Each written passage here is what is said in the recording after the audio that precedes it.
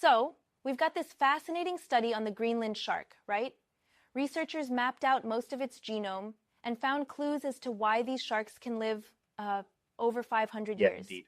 Over 500 years is, wow, that's like staring down centuries. How exactly did they dig into its secrets? Well, the study, led by the University of Tokyo, analyzed the shark's DNA and discovered some unique genetic traits. They found more copies of genes that help with DNA repair, bolster immune function, and even reduce inflammation. That's really intriguing. So these extra gene copies are kind of like built-in maintenance tools that keep the shark's cells healthier over centuries. Exactly. It's like having a top-notch repair crew constantly at work inside your body. And not just that, they also saw mutations in genes that stop cancer growth and spread, Yeah, which I speaks see that. volumes about its longevity. But then I wonder, how do factors like reduced inflammation fit in? I mean, isn't inflammation usually a double-edged sword? For sure. The study digs into NFQB signaling, which is basically a pathway that manages inflammation, cell repair, and immune responses.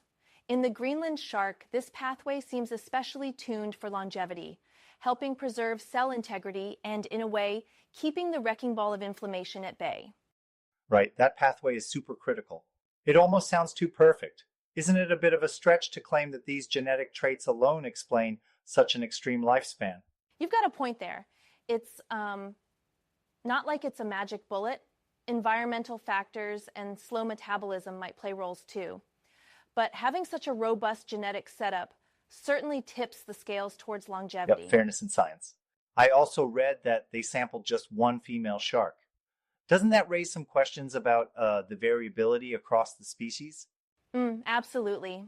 The researchers themselves suggest more sequencing across different individuals and regions to get a clearer picture of the global population and the genetic twists that help them live so long. Right on, that makes sense. And these sharks don't even hit maturity until around 150 years old. That kind of slow growth curve must make them really vulnerable. Precisely.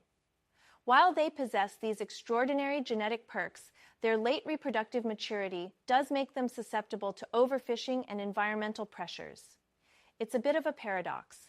An ancient creature with secrets to longevity, yet quite fragile in some respects. Yeah, that's a real conundrum. The study seems to open up new avenues, not just for marine biology, but also for insights into human aging. Could learning from a Greenland shark really improve our own health? Potentially, yes. By understanding how these sharks repair DNA and resist cancer, scientists might develop strategies to boost longevity in humans. It's like nature holding a secret recipe for long, healthy living. Gotta love it. It's interesting how studying something as remote as a shark in Greenland can inform everything from medicine to conservation. Absolutely. And while the work isn't peer-reviewed just yet, it's on bioRxiv already. The genome assembly is set to be a cornerstone for future research both in longevity and in conservation efforts. Really groundbreaking stuff. This makes you think about the huge potential locked in the genomes of other species too, doesn't it? It really does. Every species has its unique story coded in DNA. The Greenland shark's story, stretching back to Galileo's times, is like a living archive of evolutionary success. Right, and a reminder that sometimes nature really does outsmart us all.